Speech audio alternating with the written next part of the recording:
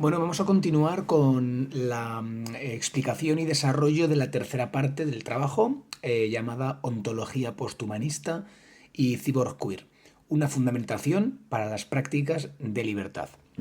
Esta tercera parte del trabajo va a tener cuatro apartados que van a ser, en primer lugar, el planteamiento de la necesidad de un nuevo marco ontológico sobre el cual construir estas prácticas de libertad. El segundo punto va a ser ese fundamento de la ontología posthumanista, es decir, este nuevo marco ontológico es la ontología posthumanista. Vamos a definirla, a plantear sus dos conceptos esenciales, que van a ser el de la performatividad y el del realismo agencial. Vamos a tomar como base principal a las autoras, como veremos más adelante, a Rosy Braidotti y a Karen Barad. Bien, el tercer punto de esta tercera parte es la construcción de un nuevo sujeto político dentro de esta ontología posthumanista, que será el cyborg queer. Y por último vamos a atender a las posibles críticas que se pueden derivar de este cyborg queer. Bien, empezamos planteando la necesidad de un nuevo marco ontológico, como terminamos en la segunda parte. Tras exponer los diferentes regímenes de poder con sus tecnologías de producción y dispositivos de producción, atendemos a que es necesaria plantear un nuevo marco ontológico para poder plantear una resistencia efectiva, ¿no?, a los regímenes de poder, puesto que desde el mismo marco ontológico acabarán surgiendo nuevas tecnologías similares o digamos sujetos similares que acabarán por reproducir el mismo régimen de poder, ¿no? Para poder resistir efectivamente necesitamos construir un nuevo marco ontológico. Bien, lo primero que para esto, realmente la pregunta que está rondando a esto que acabo de comentar es si es posible construir formas de subjetividad que no reproduzcan la lógica dominante, en este caso la lógica capitalista. ¿Es posible pensar un feminismo que realmente supere la mercantilización y las prácticas de identidad? En definitiva, ¿es posible resistir efectivamente? Bueno, para poder responder a esto necesitaremos ahondar un poco en el marco ontológico del cual surge el capitalismo y del cual surge en los regímenes de poder que hemos estado hablando anteriormente. Y este va a ser la ontología individualista de la modernidad. Bien, entonces vamos allá. A lo largo de la modernidad, el pensamiento occidental operó bajo una serie de supuestos ontológicos que lo que hicieron fue delimitar lo que era concebido como humano o como sujeto. Este paradigma ontológico está basado principalmente en dos pilares, que son el humanismo y el dualismo. El humanismo moderno está forjado en el contexto de la expansión colonial y el auge del capitalismo. Y construyó, a partir de esta coyuntura económica, social y política, construyó una idea de hombre, una idea de humano, como un ser dotado de razón, dotado de libertad, de unos derechos naturales inalienables, que de alguna manera lo colocaban en una situación de privilegio dentro de la naturaleza. Bien, sí, lo que decimos es que nos ha demostrado los estudios postcoloniales, queer y demás, que esta categoría de hombre o de humano realmente está construida sobre la exclusión sistemática de ciertos cuerpos. Es decir, está basada en dejar fuera, en excluir a aquellos que no entran dentro de esta normatividad del concepto hombre, ¿no? Que sería, por ejemplo, las mujeres, las personas racializadas, los cuerpos queer, los animales no humanos o entidades naturales.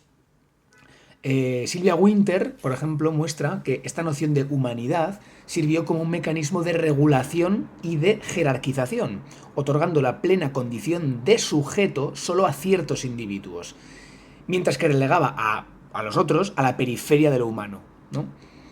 ¿Qué ocurre? Que el segundo pilar, el dualismo, de alguna manera continúa esta idea del humanismo, el dualismo, ¿no?, que es precisamente el ejercido durante la modernidad por Descartes, consolida la separación tajante entre sujeto y mundo, mente, cuerpo, naturaleza, cultura, como dos sustancias que son de alguna manera inconmensurables entre sí, ¿no?, incomprensibles, intraducibles, totalmente separadas entre sí, ¿no? Bien, este esquema ontológico dualista lo que hace es que consolida un lado sobre el otro, ¿no? Es decir, consolida el antropocentrismo humanista mediante la instrumentalización de aquello que sea eso que queda al margen de lo humano y que por tanto queda en un plano secundario dentro de la jerarquización dualista, ¿no? Lo otro, podríamos decir. De hecho, Jesús Ballesteros lo expresa así en su libro Ecologismo Personalista. Dice, la naturaleza queda reducida a simple objeto, a fuente de recursos, lo que abrirá paso a la mentalidad industrial depredadora que ve al hombre dependiente solo de la civilización, pero no de la tierra. En el contexto de, vamos a ver ahora esto cómo surge en los contextos de poder que dijimos en la anterior parte, ¿no?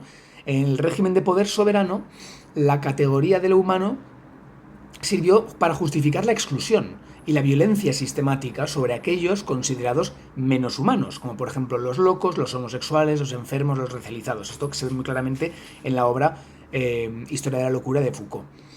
El régimen disciplinario continúa de alguna manera como el humanismo y el dualismo se alían para producir una subjetividad normal que haya a través de la normalización mediante instituciones y mediante técnicas de disciplina para regular los cuerpos, pero siempre en base de nuevo a esta idea del humanismo y del dualismo, ¿no?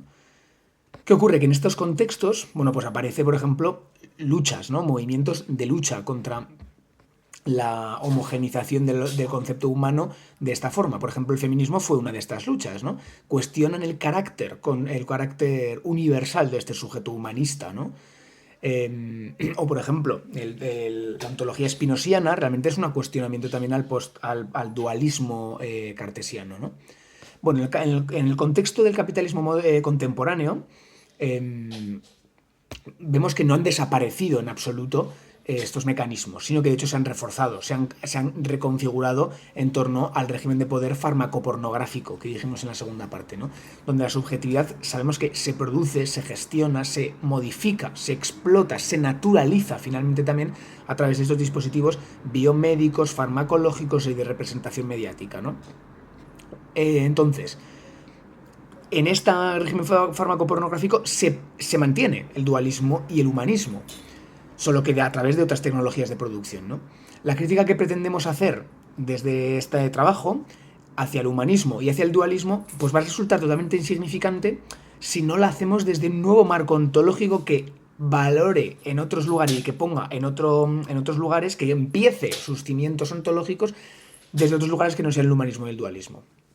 Entonces, este marco ontológico lo hemos denominado posthumano, ¿verdad? Entonces la ontología posthumana será la que nosotros vamos a defender para poder criticar efectivamente a la noción anterior, la ontología anterior, y poder salir de alguna manera de la reproducción del marco ontológico como se ha ido viniendo a través de la historia. Bueno, aquí digo después que este marco ontológico posthumano se puede rastrear su origen incluso desde Nietzsche, ¿no? Cuando muestra de alguna manera que los conceptos que nos fraguamos los humanos son construcciones, son ficciones, está poniendo de alguna manera la base del nuevo marco ontológico posthumanista. Pero nosotros lo vamos a basar más bien en el posthumanismo aliado con una corriente muy contemporánea que son la de los nuevos materialismos. De alguna manera nos va a dar este fundamento ontológico que queremos, ¿no? Vamos a pasar pues al segundo apartado, que llevaba el nombre Los fundamentos de la ontología posthumanista. Bien, para esto podríamos entender al posthumanismo como una nueva episteme, la nueva episteme de las que plantea Foucault en Las palabras y las cosas. Foucault en este libro de 1977 nos plantea que existen diferentes maneras de concebir el lugar del conocimiento, ¿no? Que evoluciona a diferentes epistemes que llama Foucault, ¿no? Entonces habla de la renacentista, la clásica y la moderna. Justamente en esta última es donde se consolida la idea de modernidad, como hemos dicho antes. Nosotros de alguna manera queremos dar un salto dentro de estas epistemes, ¿no? Podríamos proponer una suerte de episteme posthumana que de alguna forma se va a dividir, o sea, se va a caracterizar, por dos pilares. Ya no será ni el humanismo ni el dualismo, sino el post-antropocentrismo y el post-dualismo, ¿no? Esto lo dice Francesca Ferrando en su libro Posthumanismo filosófico. Bien, pues dentro del posthumanismo, como decía antes, encontramos esta rama de los nuevos materialismos que son iniciados por Manuel de Landa y Rossi Braidotti a mediados de la década de 2010, que se plantean como la superación de la ontología constructivista de Judith Butler. Para ellos, para los nuevos materialismos, Judith Butler es una autora constructivista. ¿Esto qué quiere decir? Pues que es una autora que ha logrado superar de alguna manera el dualismo naturaleza y cultura, pero ha puesto todo el peso en el lado de la cultura, asumiendo que todo es una construcción, que no habría de alguna manera materia pura, prediscursiva, independiente de la creación humana, que no habría ni siquiera cuerpos, porque no podríamos siquiera ver más allá de nuestro propio discurso, ¿no? Aquí para Braidotti y Delanda, digamos que Butler sería una derrideana, ¿no? De arriba abajo. Jacques Derrida sabemos su frase de no hay nada fuera del texto, ¿no? De alguna manera podríamos entender esta idea de constructivista de Butler, esta comprensión constructivista de Butler, cuando afirma Butler en El género en disputa, que dice: el sexo exige una unidad artificial a una serie de atributos que de otra forma sería discontinua. Es decir, de alguna manera, el cuerpo, la materia, lo que está fuera de los discursos e interpretaciones humanas, es una unidad artificial, es que ni siquiera existe fuera, ¿no? También incluso cuando Butler critica a Foucault, para quien al parecer no hay, o sea, para Butler no habría cuerpo fuera de la inscripción cultural, ¿no? Bueno, sin embargo, los nuevos materialistas superan, como decimos, esta idea constructivista, porque ellos sí que asumen la existencia de una materia. Solo que esta materia no es la materia como se entiende desde la modernidad, como una cuestión inerte, como una idea muerta, como algo fijo, ¿no? Que espera a ser representado por la mente o las palabras humanas. No es así el concepto de materia, sino que la materia se entiende como algo totalmente dinámico, es decir, que está en proceso de materialización a través de la participación performativa de agentes humanos y no humanos. Es decir, mientras que para Butler la materia está subsumida al discurso, haciendo que solo exista el discurso, para los nuevos materialismos el discurso necesita de una materia dinámica que sí que existe y que se produce performativamente por diferentes agentes. No es que la materia preexista al discurso, sino que es que la materia se está produciendo, pero existe la materia. ¿Vale? En realidad los nuevos materialismos, creo yo, que no se oponen tanto a Butler, puesto que utilizan la teoría de la performatividad para aplicarla a la materia misma. Butler utiliza la teoría de la performatividad para hablar de cómo se construye las identidades sexuales o incluso las propias identidades, pero lo que hacen ellos es llevarlo a la propia materia, como esta idea de la materia viva, ¿no? Que diría pues Jane Bennett, por ejemplo, que también estaría dentro de los nuevos materialismos. Es cierto que hay interpretaciones que entienden que los nuevos materialismos no aciertan comprendiendo a Judith Butler como una constructivista, como por ejemplo la escritora Mónica Cano, en la que entiende que en Cuerpos que importan, Butler sí que habla de esta idea de que sí que existen los cuerpos, la materia, ¿no? Y de hecho, esto se puede ver incluso porque Karen Barat, que es la autora que nos vamos a centrar después, rescata el término mattering de la propia Butler. De hecho, que la materia es aquello que llega a importar. Los cuerpos que importan, la materia que importa, por tanto, sí que de alguna manera superaría este constructivismo en su libro del 2002, Judith Butler, ¿no? En Cuerpos que importan. Bueno, más allá de este debate, hemos definido que los nuevos materialismos van a dar a la ontología posthumanista esta idea del carácter dinámico y en proceso de construcción de la materia, para conseguir construir esta idea del post-dualismo y del post-antropocentrismo, que será el nuevo marco ontológico desde el que construimos nuestras resistencias efectivas, ¿no? Pasemos, por tanto, a uno de los pilares, que será el de la performatividad, como superación del representacionalismo. Esto del representacionalismo es lo que Karen Barat denomina en varios de sus textos como, digamos, el sentido común que ha imperado en las ciencias desde la modernidad. Es decir, el representacionalismo sería esta postura general ontológica y epistemológica por la que existiría una representación de algo representado. Es decir, lo representado sería la naturaleza, el mundo, el objeto, eso sería lo representado, y la representación sería el conjunto de lenguajes, de conceptos, de imágenes que nos hacemos de eso representado. Entonces, nos parece muy extraño que no sea así el propio funcionar del conocimiento de la realidad, puesto que se nos ha convertido en el sentido común. Es decir, nos parece muy raro pensar que haya una alternativa a que una palabra exprese una realidad objetiva, ¿no? O sea, yo tengo un objeto, pues la palabra está representando este objeto, representacionalismo, ¿no? Si quisiera medir, si quisiera analizar este objeto, de alguna manera estaría construyendo una serie de estructuras epistemológicas, pero siempre que intentarían reflejar la realidad que está aquí, ¿no? Sin embargo, ¿qué nos va a decir Karen Barad?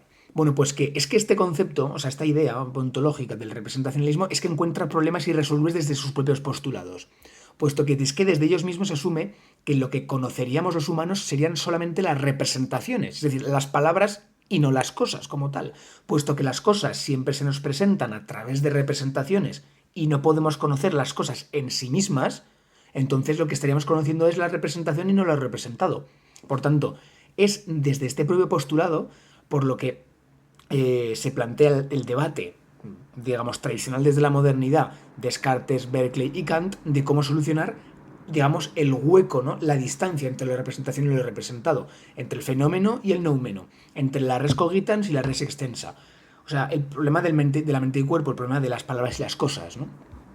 Bueno, pues ¿cómo se puede superar el problema del representacionalismo? Bueno, pues básicamente superándolo a través de otra teoría. Antes de nada, lo que va a hacer Karen Barad en cuestión de materia es pues rastrear los orígenes de este representacionalismo hasta Demócrito, hasta el presocrático Demócrito de Abdera. Bueno, pues de alguna manera Demócrito habría establecido que quizá un objeto no es lo que parece, sino que sería un conjunto de átomos. Es decir, ya la representación que habríamos hecho de un conjunto de átomos sería diferente de lo representado. Y la construcción más válida sería la representación sobre lo representado, ¿no? Y como hemos dicho, bueno, pues toda la cuestión de dualismos que surgirían a partir de este representacionalismo pues es fundamental y que se consolida en la modernidad, ¿no? Este representacionalismo también se extiende en la modernidad incluso en la teoría política, por ejemplo en el contractualismo de las filosofías liberales de los de Locke, por ejemplo, ¿no? En la que existiría el individuo, que tendría que ser como lo natural, a ser representado, reflejado por el Estado, teniendo que dejar ciertos elementos naturales del individuo respetados, que serían los derechos naturales, ¿no? Bueno, Karen Barad, para superar el representacionalismo de Occidente, nos propone la teoría de la performatividad, que obviamente hereda de Judith Butler. Según esta teoría, lo representado ya no sería algo diferente de la representación, sino que más bien lo representado sería una creación y manifestación a partir de la representación. Es decir, no existiría lo representado per se, sino a partir de la representación. Es decir, que la existencia de un objeto depende de cómo ha llegado a ser a través de una determinada representación. Y no que tenga eso no es que tenga eso una existencia independiente de la representación. No se nos puede dar algo sino a través de una representación. Es asumir absolutamente esto, pero es que la representación produce lo representado. No es que lo representado tenga un valor intrínsecamente más valioso en tanto que es lo natural o objetivo, sino que la representación produce lo representado, ¿no?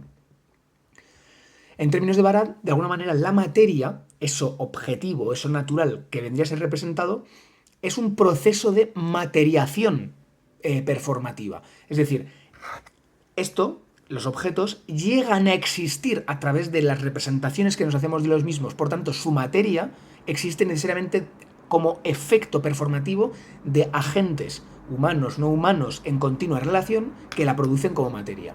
Es decir, la materia es un llegar a ser, ¿no? Es un ser en proceso, es la idea del ser dinámico, ¿no?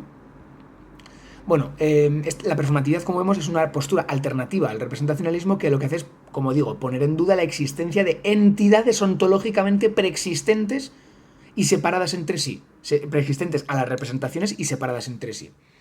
Por tanto, los individuos no preexisten a las relaciones, sino que surgen a partir de ellas. Lo primario serán las relaciones y a partir de ahí surgirán los individuos. Bueno, Barad por su parte va a utilizar el término para hablar de esta materia como proceso de materiación, utiliza el término inglés que hemos dicho antes, que coge de Judith Butler, de mattering, para incidir en la idea de la materialización, digamos, en gerundio, ¿no? De que se está haciendo continuamente esta materia. Y además, Mattering tiene este doble sentido, ontológico, ontoepistémico y ético, que sería que lo que llega a ser, es decir, la materia como proceso, como resultado de diferentes agencias performativamente actuando para que llegue a ser la materia, pues además de que lo que llega a ser materia es además éticamente importante, es éticamente relevante, tiene valor éticamente, ¿no? Aquello que se hace materia, aquello que tiene inteligibilidad ontológica y epistemológica, también llega a importar y debe ser respetado éticamente. Hay una comparación bestial. Baraz plantea una ontología que es ya ontoepistémico y ética, ¿no? Bueno, Barat se basa mucho en los trabajos del físico Niels Bohr, quien argumenta de alguna manera esta misma idea, ¿no? Que las propiedades de las partículas, luego lo veremos, pues no preexisten a los métodos de observación y de medición, sino que la propia medición y la propia observación de la materia produce la materia misma, ¿no? No está la materia esperando, neutra y ya definida, a ser conocida, sino que el poner el ojo, poner la lupa y determinar, produce la materia en sí misma, ¿no? Para Niels Bohr, la realidad no está compuesta por objetos independientes con unas propiedades fijas independientes a la medición, sino que esas propiedades se van a definir a través de las relaciones y actuaciones que hacemos con ellas. Pero no solamente los humanos, sino todos los entes. Por tanto, el universo está en continua formación, en continua materiación, mattering, ¿no? Bueno, pues este es el primer fundamento de la nueva ontología posthumanista, la performatividad, y esto, como decimos, es inherentemente posthumanista. Básicamente porque desafía el dualismo. Ya no existe el dualismo entre lo representado y la representación, sino que hay una relación absoluta, ¿no? Lo representado es representado desde una representación. Y además también supera el antropocentrismo, el humanismo, que se plantea post-antropocéntrica, pues porque la agencia no reside únicamente en los humanos, sino que reside en todos los entes materializados a través de otras a través de agentes continuamente humanos y no humanos. Bien, pasamos al otro fundamento de la ontología posthumanista, que será la teoría de Karen Barad, llamada el realismo agencial, que plantea principalmente en sus dos obras, en su obra Meeting the Universe Halfway, de 2007, y también en Cuestión de Materia, que hemos nombrado antes. Bien, para cimentar el realismo agencial, lo que va a hacer Karen Barad es traer una noción digamos, fundamental, que es la noción de intracción. La intracción es un término que no existe en español, sino que es una reconfiguración que hace la propia Barad del concepto sí que sí existente de interacción. La interacción, de alguna manera, lo que asume, el concepto de que algo interactúe con otro algo, presume la existencia de esos algos independientemente a su relación. Es decir, un objeto interactuaría con otro objeto. Ambos preexistirían a su relación, interactuarían. Sin embargo, la interacción es un concepto completamente diferente, y es que no habría, como hemos dicho antes, objetos previos a su relación, sino que habría primero relación, y la interacción sería la separación de los objetos, ¿no? Por tanto, la materia, los entes, los individuos, existen a posteriori, por una acción de interacción, por un corte, luego lo explicaré mejor, por un corte ontológico, que es lo que vamos a determinar, ¿no? Bueno, la interacción tiene como objetivo, dice Barad, de alguna manera tiene un doble objetivo, que es trastocar la noción tradicional de la causalidad, de la causa, que es lo que acabamos de ver. Normalmente entendemos que la causa de una relación son dos objetos que entran. Sin embargo, es que previamente, para que esos objetos se hayan podido juntar, dice Barad que se han tenido que separar y los hemos tenido que separar nosotros. Por tanto, la causa se invierte. Y en otro lugar también quiere trastocar, perturbar la metafísica del individuo, la metafísica moderna, básicamente. Y esto es lo va a conseguir. Bien, la interacción nos va a decir Barad que tiene que ver con la forma en la que se producen los entes. No únicamente cómo se relacionan entre sí, cómo interactúan, ¿no? Puesto que los entes no preexisten antes de su relación con el entorno, sino que se individualizan y diferencian a partir de dichas relaciones. Por tanto, lo ontológicamente fundamental son, como decimos, los fenómenos relacionales, dice Barad, es decir, las relaciones ontológicas entre cosas. Pero claro, no entre cosas, sino relaciones ontológicas. Relaciones, ¿no? Es una relación ya dada, ¿no? Y a partir de los cuales se empezará a materializar lo que nosotros entenderemos por ente o individuo. Así lo dice Barat. Dice, de acuerdo con mi ontología realista agencial, los individuos no preexisten como tales, sino que se materializan en interacciones.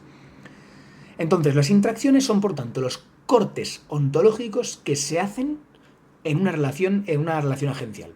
En una relación ontológica, ¿no? Y esos cortes delimitan fronteras. Hasta aquí. Cortamos. Ahora diremos cómo se corta. Los cortes sobre relaciones delimitan fronteras. Bien, pues la frontera es el individuo. Es la materia. Es el ente. Las interacciones funcionan como determinaciones ontológicas a partir de las cuales se nos hacen inteligibles, materiales y, por tanto, éticamente importantes los individuos o las entidades. Entonces, las interacciones son ejercidas, o sea, es decir, estos cortes se hacen de dos maneras, a través de dispositivos y discursos. Los dispositivos son, de alguna manera, que lo veremos más adelante, con un ejemplo, instrumentos científicos de observación o de medición, y los discursos son, por ejemplo, conceptos o teorías. Pero más allá yo diría que un discurso y un dispositivo también es el propio lenguaje, ¿no? También es la propia observación, también es el propio tacto, incluso diríamos, ¿no? Por tanto, los dispositivos y los discursos son, siguiendo la propia terminología que venimos manejando en este trabajo, son tecnologías de producción de la materia. La materia llega a ser cuando se ha cortado sobre ella utilizando tecnologías de producción de materia. Por tanto, superamos el representacionalismo porque los discursos científicos, los dispositivos de medición, no son reflejadores, representadores de una realidad existente, objetivamente, sino que son productores de esa misma realidad, ¿no? Desempeñan una función constitutiva y productora, tanto de la materia como de los individuos. Son esos encargados de realizar los cortes ontológicos, como decimos, ¿no? Bien, vamos a poner un ejemplo muy claro, ¿no? Barat utiliza, de hecho, el ejemplo en la física cuántica del ejemplo de la doble rendija, que pone en manifiesto de alguna manera el doble carácter ontológico de la luz. De alguna manera, simplificándolo, dependiendo del instrumento que se utilizaba en ese experimento para medir a la luz, nos daba de alguna manera que la luz podía ser comprendida como onda o como partícula.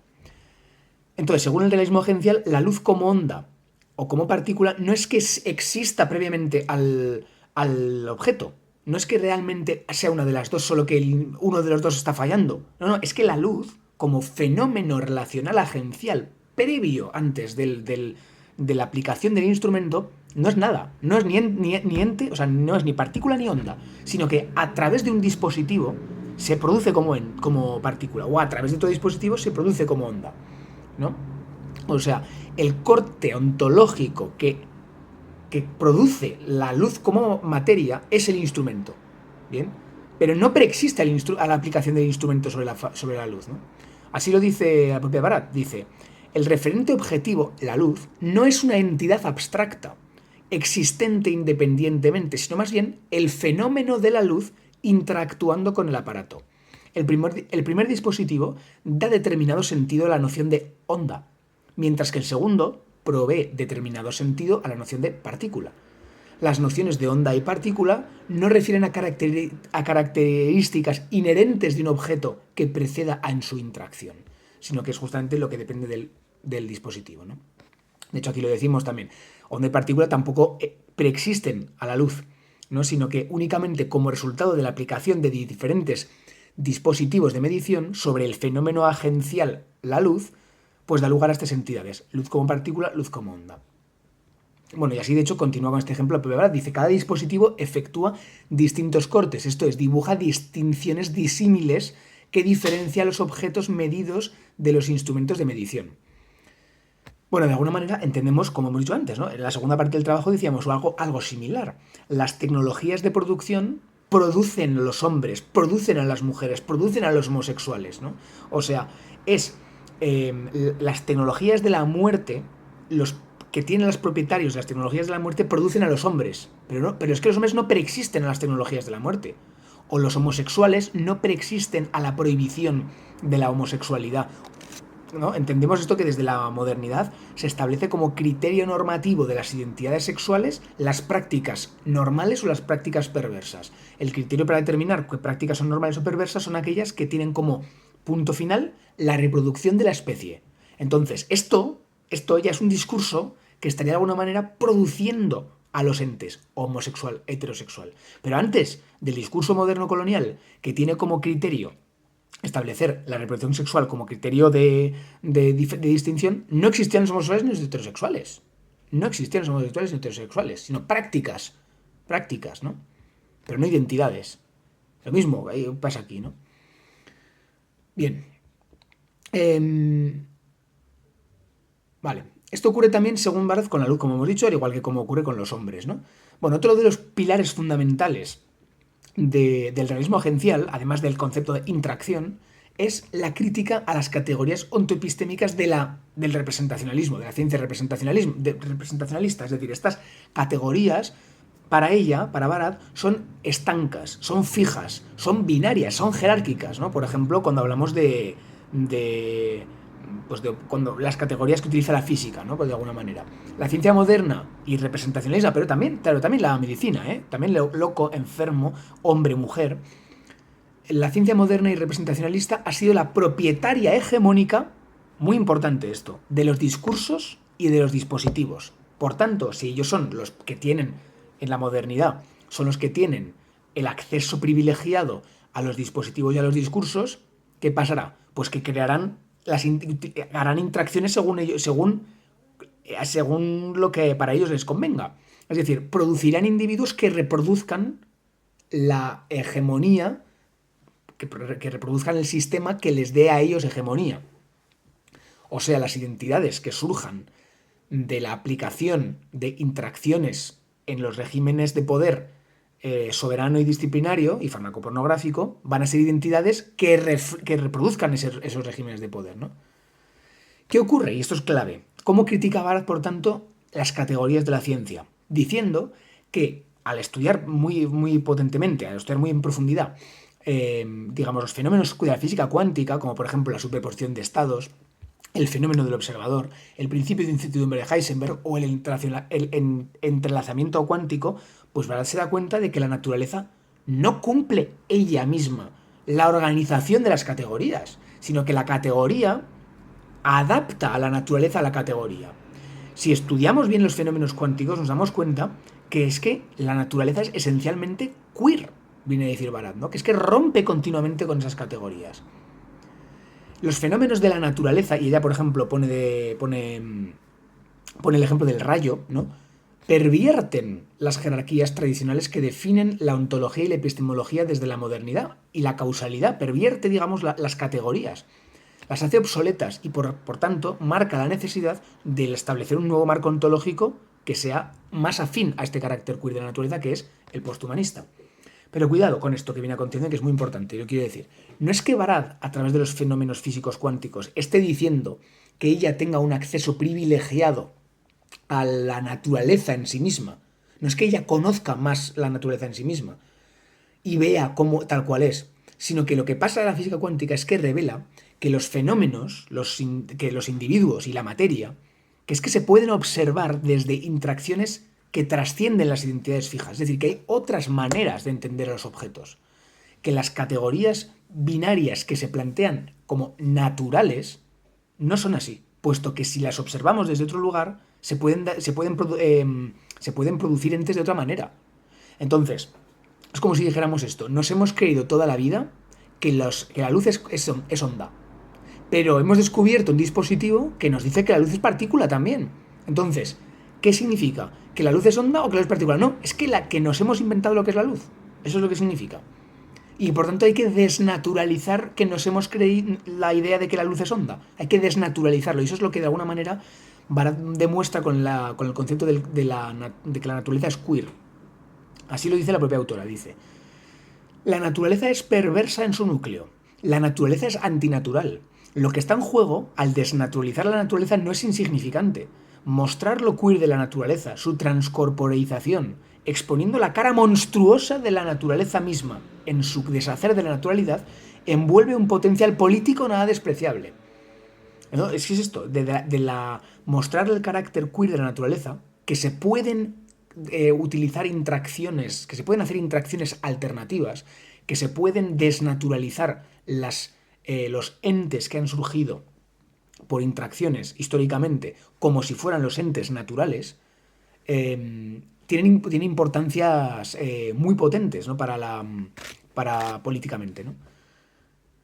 Es decir, ahora nos plantea esto. Una vez hemos definido los fundamentos de la ontología posthumanista, que podemos resumirlos en performatividad, interacción y performatividad queer de la naturaleza, o sea, esas tres, performatividad queer de la naturaleza sería básicamente, ¿no?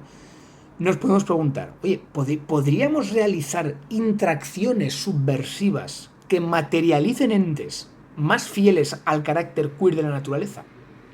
O podríamos decirlo de otra manera, ¿puede producirse materia de forma alternativa? ¿Podemos reapropiarnos de los dispositivos y de los discursos hegemónicos de la modernidad para producir individuos de una forma subversiva, desnaturalizante? En definitiva, ¿puede concebirse un sujeto político alternativo, posthumanista, que no sea el hombre, que no sea el humano? ¿Se puede producir un sujeto alternativo? Bueno, al haber construido una ontología diferente, que entiende que los individuos no preexisten a las relaciones, sino que las relaciones preexisten a los individuos, y que son los dispositivos y los discursos los que producen a posteriori los sujetos, pero como si existieran naturalmente, independientemente de la acción de estas tecnologías, podemos entender que es que, dado esto, es que podemos producir sujetos diferentes. Todo bastará de que nos reapropiemos de las tecnologías de producción. Fin. Es decir, que nos apropiemos de los discursos y de los dispositivos para hacer interacciones alternativas que den lugares a entes y materias diferentes. Vamos a pasar al tercer apartado, que nos vamos a centrar justamente en la producción de este sujeto alternativo, ¿no? Se llama Construcción de un nuevo sujeto político posthumanista, el cyborg queer.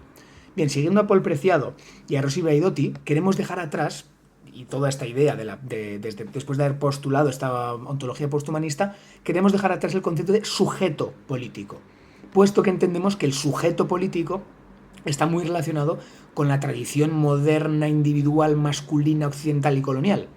Y vamos a proponer el concepto de simbionte político, ¿no? El simbionte es de alguna manera, en biología es un organismo que forma parte de una relación simbiótica, es decir, de asociación biológica, donde dos o más especies se benefician de la relación entre ellos, ¿no? Por ejemplo, las algas o los hongos. Entonces, esto ya es de alguna manera una terminología muy posthumanista, ¿no? El tema del simbionte.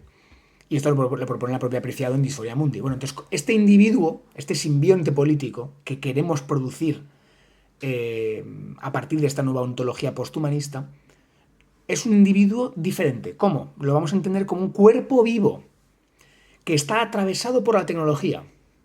Y esta tecnología es digital, analógica, material, conceptual, que este cuerpo lo que hace es producir ficciones verdades, como por ejemplo la identidad, la raza, la nacionalidad o el sexo, pero de las que busca identificarse como forma de emancipación política. Es decir, este nuevo sujeto, este nuevo simbionte político, va a buscar desidentificarse de las ficciones verdades que la modernidad colonial le ha impuesto sobre su cuerpo vivo. Porque él se ha dado cuenta de que no es un hombre, no es una mujer, no es blanco ni es negro, sino que esas categorías han sido de alguna forma establecidas violentamente sobre su cuerpo, ¿no? Este simbionte político será bautizado, lo vamos a bautizar así en este trabajo, siguiendo a Donna Haraway y a Judith Butler, como el cyborg queer. Es decir, es un individuo, lo vamos a repetir, colectivo, muy importante, un individuo colectivo, puesto que él sabe que nace de las relaciones. Él sabe que nace de las relaciones preexistentes a sí mismo. O sea, él viene de... Él ha sido materializado por dispositivos y discursos. Por tanto, es un individuo colectivo, relacional, pero con su entorno, humano y no humano. Es un individuo colectivo que reconoce el papel democrático de la maquinaria de producir ficciones en la que estamos inmersos todos y de la que todos realmente somos propietarios. Y lo que pretende es desnaturalizar las verdades que han configurado el mundo moderno, colonial y capitalista. El cyborg queer es el sujeto político que surge de asumir la ontología posthumanista que hemos dibujado en los epígrafes anteriores. Bien, entonces es importantísimo. Ya va a asumir, el cyborg queer va a asumir que hay que democratizar las tecnologías de producción de identidad y de materia, puesto que nos pertenecen a todos, puesto que somos éticamente importantes, puesto que hemos sido materializados por agentes humanos y no humanos. Bien, este cyborg queer vamos a tratar de definirlo un poco mejor. Este cyborg queer, en primer lugar, es cyborg porque se sabe atravesado por todo tipo de tecnologías, internet, pantallas, teléfonos móviles, pero también lenguajes, discursos, herramientas, técnicas, y es consciente de su existencia material y que su identidad es un resultado de esas interacciones. Entonces el cyborg queer es cyborg porque se sabe atravesado por la naturaleza, por la tecnología, ¿no? Es un cuerpo vivo atravesado por la tecnología. Por tanto, ha sido materializado a través de interacciones. La condición de posibilidad de su inteligibilidad ontológica y material son, como he dicho, estas relaciones tecnológicas y discursivas que lo han configurado, lo han materializado y lo producen de forma continua. O sea, no de una vez para esta parte, sino que hay una producción continua de este cyborg queer. Realmente de todos, pero el cyborg queer es el que lo sabe, ¿no? Este cyborg queer además es cyborg porque entiende el sentido productivo y ontológico de la tecnología, ¿no? En este sentido que hemos dicho de que la tecnología, como poiesis, nos dice Heidegger, produce de alguna manera, ¿no? No es solamente un medio para conseguir una finalidad, obtener verdad, ¿no? Sino que tiene un carácter productor, como venimos diciendo todo el trabajo prácticamente. Así como el carácter de esta tecnología que, pues desde el lenguaje, objetos, discursos hasta incluso los propios sueños, representaciones mediáticas, redes sociales, textos legales, todo esto son tecnologías que producen materia como identidad o como prácticas, ¿no? Bueno, el cyborg queer entiende a los aparatos y a los dispositivos más que como una herramienta para obtener un beneficio, como elementos que producen performativamente la realidad en su puesta en práctica. ¿Qué pasa? Que aquí es muy interesante, ¿no? Donna Haraway es la autora que propone el concepto de cyborg en su texto Manifiesto Cyborg, ¿no? Pero Paul Preciado lleva a un nivel más allá entender que no es que solamente haya algunos que seamos cyborgs o que sean cyborgs, sino que es que todos ya somos cyborgs. De alguna manera todos ya hemos incorporado las tecnologías en nuestros cuerpos vivos y todos ya, toda nuestra identidad ya ha sido producida a través de tecnologías, ¿no? Como digo, dispositivos, discursivas, artísticas, estéticas, de todo tipo, ¿no? Vale. El cyborg queer, por tanto, se sabe un cuerpo post-identitario, pues asume que las identidades han sido producidas por las tecnologías. Bien. Por otro lado, el cyborg queer es queer porque reconoce que estas tecnologías con las que se ha producido la materia, la naturaleza, el mundo y las categorías son limitadas y son continuamente trascendidas. Es decir, que lo que produce la tecnología y la propia tecnología no pueden ser estrechadas y naturalizadas como si fueran así realmente. La propia naturaleza química, física y biológica es que supera nuestras representaciones continuamente. Esas representaciones que creemos que son objetivas, con esos fenómenos dinámicos, ¿no? Por tanto, el cyborg queer va a usar las tecnologías y los dispositivos a su alcance, a través de los cuales se sabe que está constituido, no para crear identidades fijas o naturales, sino para abrir a la desnaturalización, a la, como dice Barat, queerización, ¿no?, de las propias identidades. Si las categorías se nos plantean limitadas, puesto que no hacen referencia al carácter queer de la naturaleza, lo que tenemos que hacer es no creer que vayamos a dejar de utilizar las tecnologías y vamos a conocer la naturaleza como tal. Es que no podemos hacer eso, porque no somos representacionalistas, sino que asumimos que tenemos que producir subversivamente, queerizar, desnaturalizar las identidades, ¿no? De alguna manera, desnaturalizar la idea del sujeto político en base para construirnos como simbiontes, a la vez que revelará que todas las identidades que hasta ahora postulábamos como naturales es que fueron siempre ficticias. Esa es la clave, ¿no? Eso es un punto esencial. Las identidades son inventadas, políticas, culturales, pero que son tomadas como verdad. Bueno, pues ese es el primer paso, ¿no?, para asumir el carácter queer de la propia naturaleza. hombre, mujer, homosexual, heterosexual, discapacitado, blanco, negro, loco, sano, enfermo, son ficciones políticas materializadas por interacciones a través de discursos y dispositivos modernos siguiendo las prácticas de la identidad. ¡Pum! Definición. El momento en el que hemos definido así estas categorías, sabemos que no son naturales. Por tanto, podemos coger las tecnologías con las que se han producido esas identidades y producir otras identidades. Desnaturalizar estas.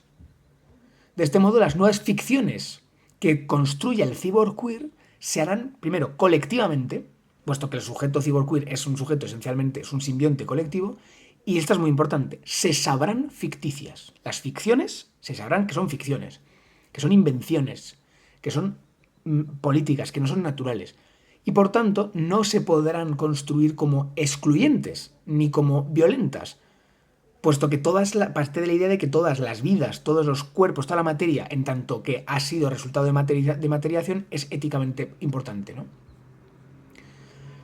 Tenemos ya una base muy, muy potente, ¿no?, de lo que es este cyborg queer. Cada vez que señalemos que nuestra propuesta no propone entender que hay que llegar a ser un cyborg queer, sino que en primer lugar descubrir que ya lo somos, que ya somos cyborg queer, que ya estamos atravesados por la naturaleza y que ya las categorías de la modernidad son limitadas. Que siempre lo fuimos, realmente, solo que hay que ahora reapropiarse de nuestra idea, de nuestro ser cyborg, de alguna manera, ¿no? Es decir, la propia idea de humanidad, la propia idea de naturaleza y de sujeto son ficciones políticas. Por tanto, si nosotros nos hemos considerado humanos, somos ficciones políticas. Y en segundo lugar, no hay que llegar a ser cyborg queer.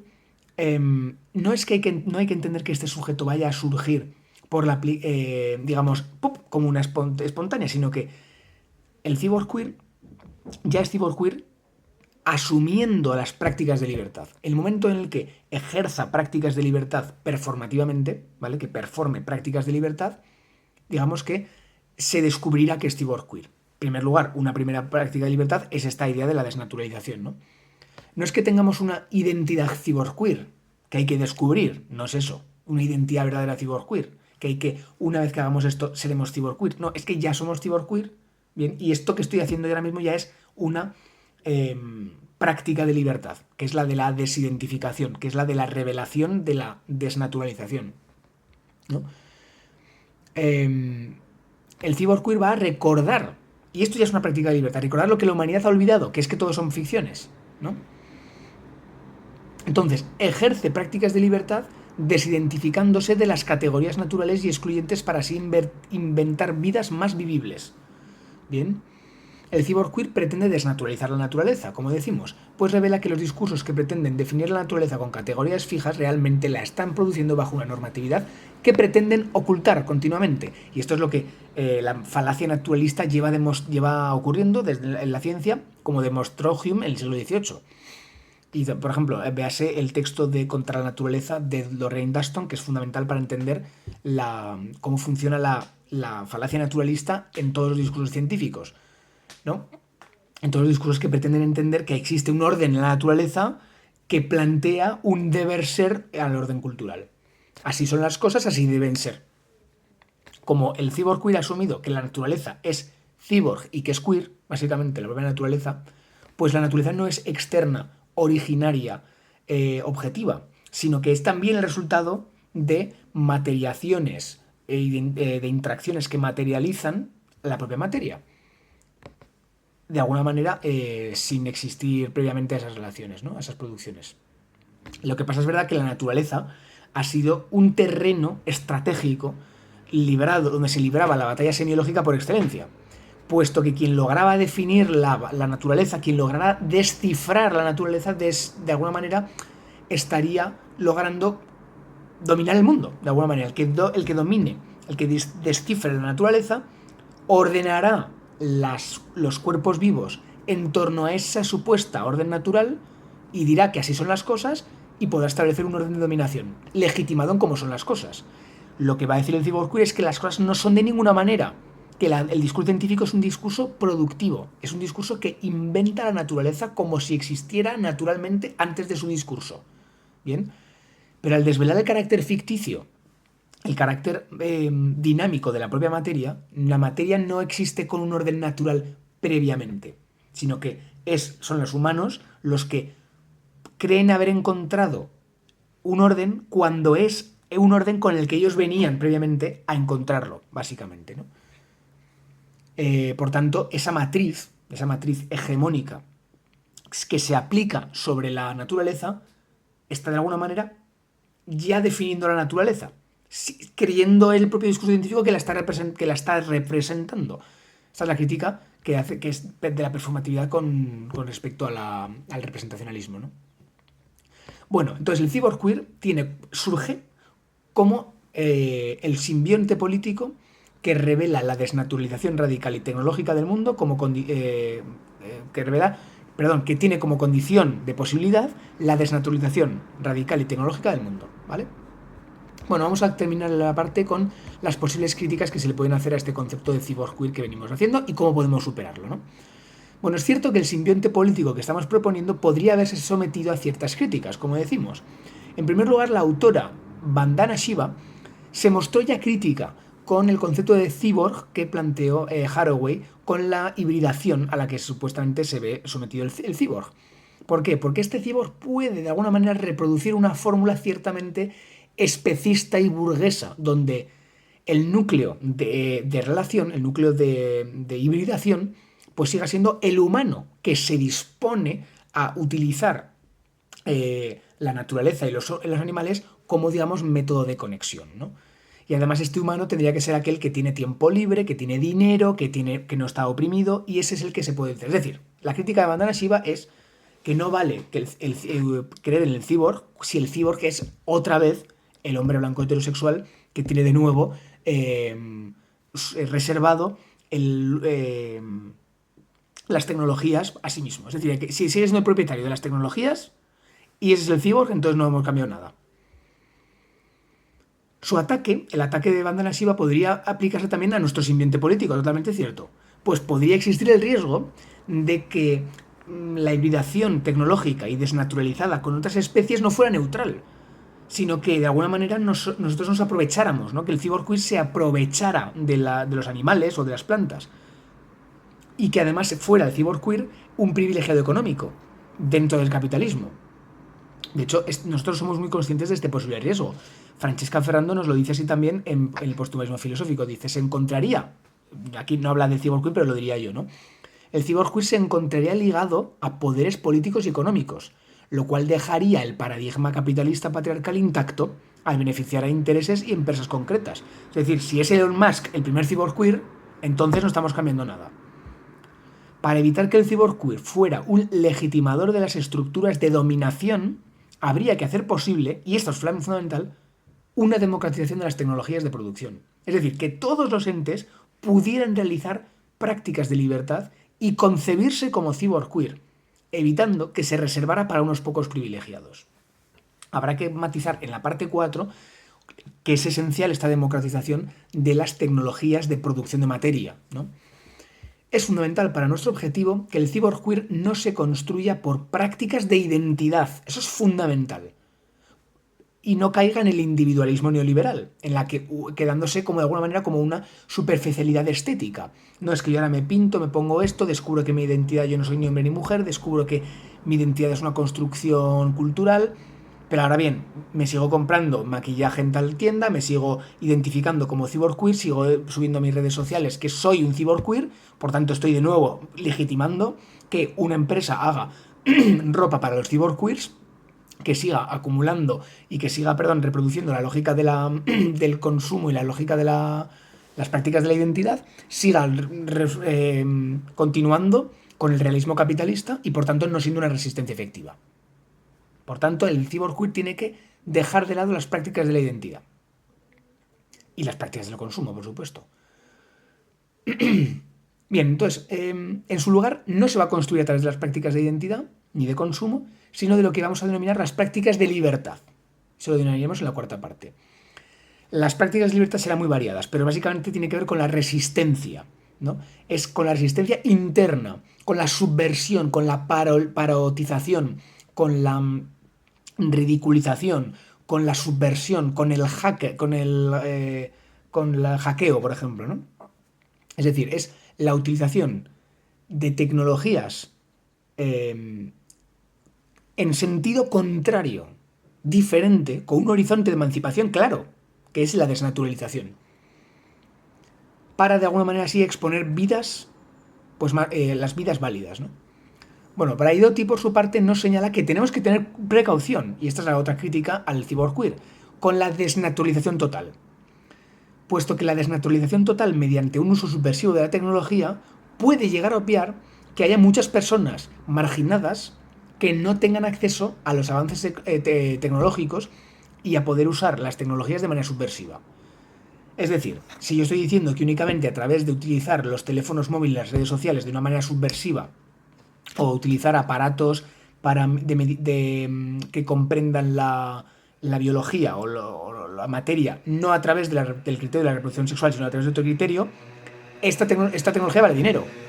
Cuesta un dinero a una persona, que tiene que tener o dinero o conocimientos, y no estaría de alguna manera accesible para todos los cuerpos actualmente, ¿no?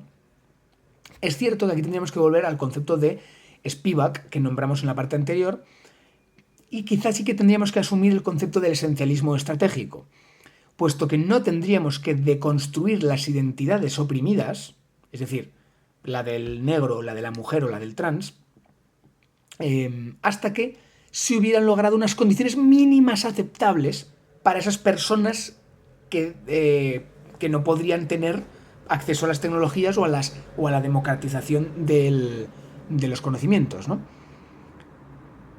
No obstante, apoyando y comprendiendo todas estas posibles críticas, que las entendemos, seguimos apostando por la figura del cyborg-queer como horizonte de emancipación, desde una ontología posthumanista. Ya que al no producirse el cyborg-queer a través de prácticas de identidad, es que realmente podría interrumpir el ciclo que define la lógica capitalista. Entonces nos sigue pareciendo un concepto válido, porque no se va a construir a través de prácticas de identidad ni prácticas de consumo, sino a través de prácticas de libertad, de subversión de las tecnologías actuales, ¿no?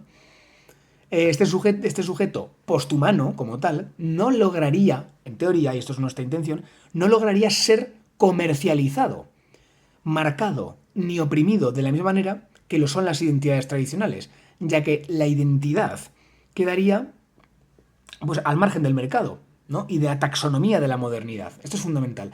Tendríamos que crear un sujeto que se identifique desidentificándose, ¿no? Que su propuesta política sea el no caber en la taxonomía de la modernidad, o caber de una manera paródica, ¿no? Por ejemplo. Bueno, el cyborg-queer, por tanto, si se ha producido de esta manera, no cae desde un lugar que no sean las prácticas de la identidad, no daría lugar a las prácticas de consumo porque no sería mercantilizado y por tanto no activaría la lógica del capitalismo como definimos en la segunda parte, ¿no? Sería pues resistente al capitalismo y habríamos de alguna manera encontrado esta posible emancipación que estamos buscando desde el principio de nuestra investigación. Así pues, continuaremos en la siguiente parte en el próximo vídeo.